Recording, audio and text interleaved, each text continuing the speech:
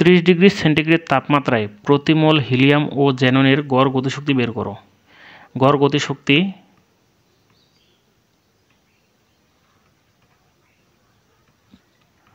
Equal 3/2 nRT। এই অঙ্কটাও আমরা SI পদ্ধতিতে সমাধান করব। 3/2 যেহেতু প্রতি মোলের জন্য অর্থাৎ 1 মোলের জন্য হিসাবটা করতে হবে, আমরা এখানে n এর মানটা পাচ্ছি প্রতি মোল অর্থাৎ n এর মান 1। আর এর মানটা আমরা এসআই পদ্ধতিতে জানি 8.314। তাপমাত্রা 30 ডিগ্রি সেন্টিগ্রেড।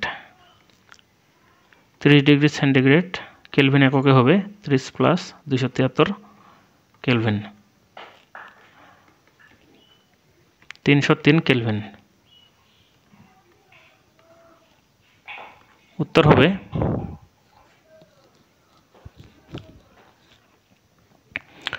3.778